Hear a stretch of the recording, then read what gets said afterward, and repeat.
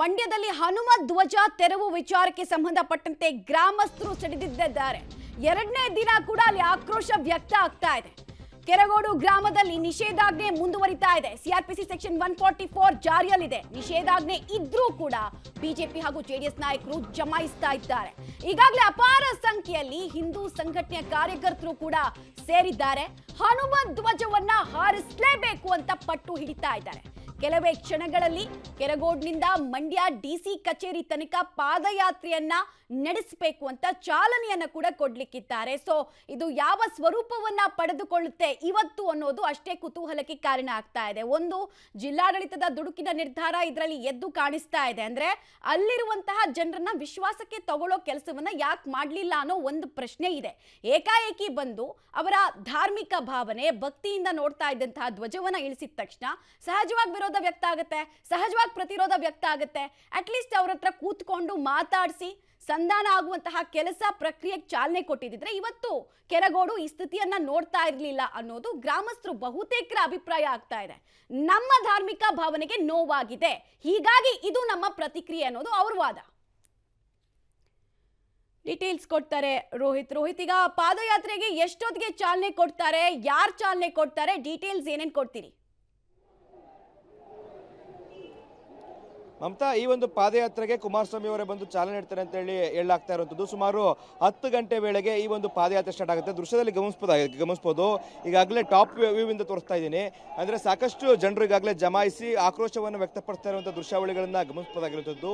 ಕೆರಗೋಡಿನ ಗ್ರಾಮಸ್ಥರು, ಹಿಂದೂಪರ ಸಂಘಟನೆಯ ಕಾರ್ಯಕರ್ತರು, JDS BJPಯ ಕಾರ್ಯಕರ್ತರು ಎಲ್ಲರೂ ಕೂಡ ಇದೀಗ ಜಮಾಯಿಸಿದ್ದಾರೆ. ಎಲ್ಲರೂ ಕೂಡ ರಾಜ್ಯ ಸರ್ಕಾರದ ವಿರುದ್ಧ ಮತ್ತೆ ಜಿಲ್ಲಾಡಳಿತ ವಿರುದ್ಧ ಒಂದ್ ಕಡೆ ಆಕ್ರೋಶವನ್ನು ವ್ಯಕ್ತಪಡಿಸ್ತಾ ಇದ್ದಾರೆ. ರಾಮನ ದೇವಸ್ಥಾನ ದೃಶ್ಯದಲ್ಲಿ ಗಮನಿಸ್ತಾ ಇದ್ವಿ. ಮುಂದೆ ರಾಮ ಮತ್ತೆ ಹನುಮಂತನ ದೇವಸ್ಥಾನ ಇದೆ. ಅದರ ಮುಂಭಾಗ ಕರ್ಪೂರವನ್ನ ಹಚ್ಚಿ ತಮ್ಮ ಒಂದು ಧಾರ್ಮಿಕ ಭಾವನೆಗೆ ಧಕ್ಕೆ ತಂದಿದೆ. ನೀನೇ ಭಗವಂತ ಎಲ್ಲ ನೋಡ್ಕೋಬೇಕು ಅನ್ನೋ ನಿಟ್ಟಿನಲ್ಲಿ ಈ ರೀತಿಯಾದಂಥ ಆಕ್ರೋಶವನ್ನ ಇಲ್ಲಿನ ಜನರು ವ್ಯಕ್ತಪಡಿಸ್ತಾ ಇದ್ದಾರೆ.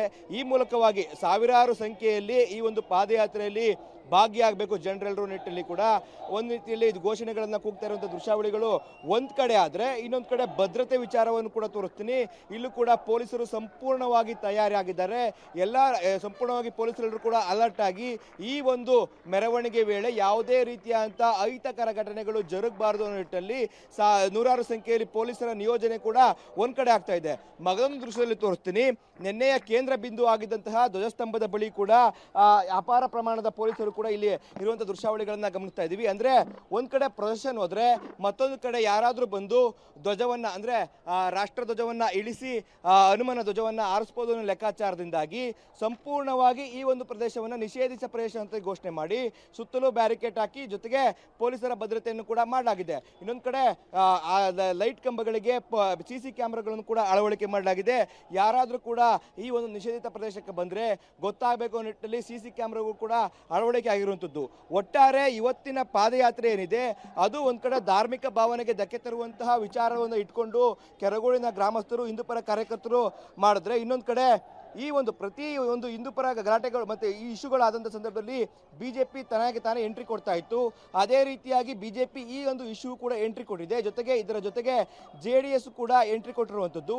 ಒಟ್ಟಾರೆ ಇವತ್ತಿನ ಬೆಳವಣಿಗೆ ಏನೆಲ್ಲ ಪ್ರಸಂಗವನ್ನ ತಿರುವು ಪಡ್ಕೊಳ್ಳುತ್ತೆ ಅನ್ನೋದನ್ನ ಸದ್ಯದಲ್ಲೇ ಕಾದು ನೋಡಬೇಕಾಗಿರುವಂಥದ್ದು. ಮಮತಾ, ರೈಟ್, ಧನ್ಯವಾದ ರೋಹಿತ್ ಅಮ್ಮನ ಮಾಹಿತಿಗಾಗಿ. ಪಾದಯಾತ್ರೆಗೆ ಆಲ್ಮೋಸ್ಟ್ ಯಾವುದೇ ಕ್ಷಣದಲ್ಲಿ ಬೇಕಾದ್ರೂ ಚಾಲನೆ ಸಿಗುತ್ತೆ ಅನ್ನೋ ಮಾಹಿತಿ ಇದೆ. ಈಗಾಗಲೇ ಜನ ಕೂಡ ಅಲ್ಲಿ ಜಮಾಯಿಸಿದ್ದಾರೆ. ಪೊಲೀಸ್ ಇಲಾಖೆ ಕೂಡ ಭದ್ರತೆ ಕೊಡೋ ನಿಟ್ಟಿನಲ್ಲಿ ಸಾಕಷ್ಟು ಸಿದ್ಧತೆಗಳನ್ನ, ಮುಂಜಾಗ್ರತಾ ಕ್ರಮಗಳನ್ನ ಕೈಗೊಂಡಿದೆ. ಡೀಟೇಲ್ಸ್ ಕೊಡ್ತಾರೆ ವಿನಯ್.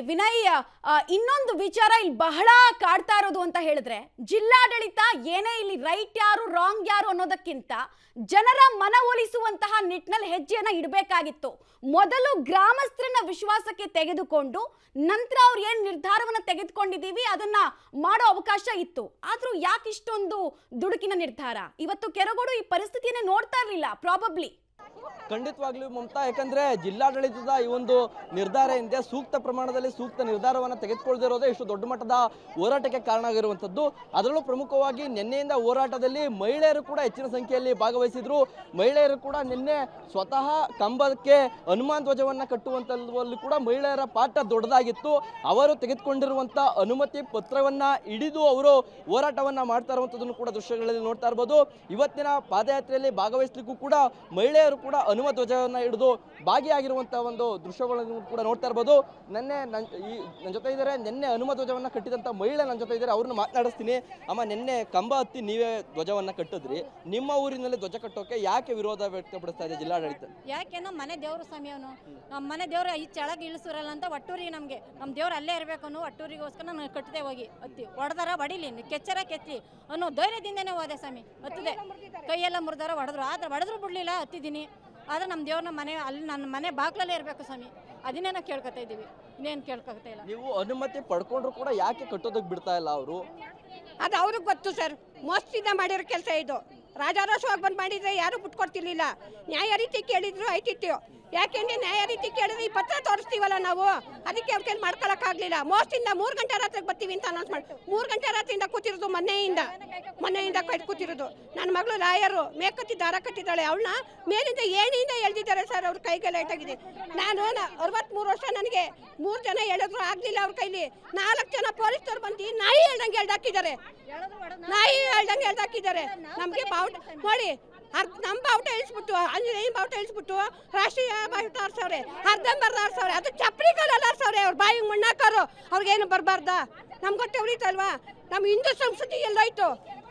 ಇವತ್ತಿನ ಪ್ರತಿಭಟನೆಯಲ್ಲಿ ನೀವು ಭಾಗವಹಿಸ್ತಾ ಇದ್ದೀರಿ, 12 ಕಿಲೋಮೀಟರ್ ನಡ್ಕೊಂಡು ಹೋಗ್ತೀರಾ, ಹೇಗೆ? ನಡೀತೀವಿ, ನಮಗೂ ಶಕ್ತಿ ಇದೆ. ಆಂಜನೇಯ ಶ್ರೀರಾಮ ಶಕ್ತಿ ಕೊಟ್ಟಿದ್ದಾನೆ, ಪ್ರಾಣ ಕೊಟ್ಟವು. ನಾವು ಆಂಜನೇಯ ಧ್ವಜ ಆರಿಸ್ಬೇಕಷ್ಟೇ. ಸಣ್ಣವರ ಭಜನೆಗೆ ಸೇರ್ತಾ ಇದ್ವಿ ನಾವು, ರಾಜಕೀಯ ಮಾಡ್ತಾ ಇಲ್ಲ ಇಲ್ಲಿ. ಇಲ್ಲ ರಾಜಕೀಯ ಬಾವುಟ ಆರಿಸಿ ಅಂತ ಕೇಳ್ತಾ ಇಲ್ಲ, ನಮಗೆ ಆಂಜನೇಯಂದು ಬಾವುಟ ಆಡಬೇಕು ಅಷ್ಟೇ. ನಿಮ್ ಜೊತೆ ಮಾತುಕತೆ ನಡೆಸ್ತಾ ಅಲ್ವಾ? ಯಾಕೆ ಈ ತರ? ಇಲ್ಲ ಸರ್, ಅದು ಹಾಕುವಾಗ ನಮ್ಗೆ ಎಷ್ಟು ಖುಷಿ ಆಗಿತ್ತು ಗೊತ್ತಾ ಸರ್? ನಿಜ ಇವತ್ತು ಆ ಬಾವುಟ ಇಳಿಸುವಾಗ ನಿನ್ನೆ ಎಷ್ಟು ಹಳ ಬಂತು ಗೊತ್ತಾ? ಕಣ್ಣೀರ್ ಬಂದೈತಿ ನಮ್ಗೆ. ನಿನ್ನೆ ಹಾಕುವಾಗ ಒಂದು ವಾರದಲ್ಲಿ ಎಷ್ಟು ಖುಷಿ ಇತ್ತು, ತಾಯಿ ಹೊಟ್ಟೆಲಿ ಹುಟ್ಟಂಗಿತ್ತು ನಮ್ಗೆ. ಈಗ ಅದನ್ನ ಮತ್ತೆ ಅಳ್ಸಾಕಿದ್ದಾರೆ, ಮತ್ತೆ ನಮ್ಗೆ ಅದು ಕಳ್ಸಿದಾಗ ಮಾಡಿದ್ದಾರೆ. ಮತ್ತೆ ಹಾಕ್ಬೇಕು, ಬಾವುಟ ಹಾಕ್ಬೇಕು, ಹಾರಾಡ್ಬೇಕು ಆಂಜನೇಯ ಬಾವುಟ, ಅಷ್ಟೇ. ಜೈ ಶ್ರೀರಾಮ್. ಶಾಶ್ವತವಾಗಿ ಅಲ್ಲಿ ಇರ್ಬೇಕು ಅಂತಾನೆ ಕೇಳ್ಕೊತಾ ಇಲ್ಲ. 48 ದಿವಸ ಮಾತ್ರ ಕೇಳಿ, ಮಾರನೇ ದಿವಸಕ್ಕೆ ನಾವೇ ಇಳಿಸ್ತೀವಿ ಅಂತ ಕೇಳ್ಕೊಂಡಿದ್ದೀವಿ. ಪತ್ರ ಕೊಟ್ಟವ್ರೆ, ಕೊಟ್ಟ ಮೇಲೆ ಈ ತರ ಅನ್ಯಾಯ ಮಾಡಿದ್ರೆ ಯಾರಿಗೆ ತಾನೇ ಸುಮ್ಮನಿರಕ್ಕಾಗೋದು? ಮಮತಾ, ಇದಿಷ್ಟು ಮಹಿಳೆಯರ ಕಣ್ಣೀರು ಹಾಗೂ ಆಕ್ರೋಶ. ನಮಗೆ 48 ದಿನಗಳ ಕಾಲ ಅನುಮತಿಯನ್ನ ಅವರೇ ಕೊಟ್ಟಿದ್ರು, ಈಗಿದ್ರೂ ಕೂಡ ಅದನ್ನ ಇಳಿಸಿ ನಮಗೆ ನೋವನ್ನ ಮಾಡ್ತಿದ್ದಾರೆ. ಹಾಗಾಗಿ ಇವತ್ತು ಪ್ರತಿಭಟನೆಯನ್ನ ಮಾಡಿ ಅದರ ವಿರುದ್ಧ ಆಕ್ರೋಶವನ್ನ ವ್ಯಕ್ತಪಡಿಸ್ತೀವಿ ಅನ್ನೋದು ಕೂಡ ಮಹಿಳೆಯರ ಆಕ್ರೋಶದ ನುಡಿಗಳು. ಮಮತಾ, ರೈಟ್ ವಿನಯ್, ಧನ್ಯವಾದ ತಮ್ಮೆಲ್ಲ ಮಾಹಿತಿಗಾಗಿ. ನಾನು ಇದೇ ವಿಚಾರವನ್ನ ಪ್ರಸ್ತಾಪ ಮಾಡ್ತಾ ಇದ್ದು, ಜಿಲ್ಲಾಡಳಿತದ ಪ್ರತಿಷ್ಠೆ, ಹಠ, ಜಿದ್ದು ಇವತ್ತು ಈ ಪರಿಸ್ಥಿತಿಗೆ ಕಾರಣ ಆಗಿದೆ ಅಂತ ಮಹಿಳೆಯರು ಹೇಳ್ತಾ ಇದ್ದಾರೆ. ನಮ್ಮ ನಂಬಿಕೆ ಘಾಸಿ ಆಗಿದೆ ಇಲ್ಲಿ, ನಾವು ಪರ್ಮಿಷನ್ ತಗೊಂಡಿದ್ವಿ ಅನ್ನೋದು ಅವ್ರ ವರ್ಷನು. ಸರಿ ತಪ್ಪುಗಿಂತ ಜಿಲ್ಲಾಡಳಿತ ಒಂದ್ ಸ್ವಲ್ಪ ವಿವೇಚನೆ ಇಟ್ಕೊಂಡು ಕೆಲಸ ಮಾಡಬೇಕಾಗಿತ್ತು ಅನ್ನೋದು ಅಷ್ಟೇ ಈ ಪ್ರಶ್ನೆ.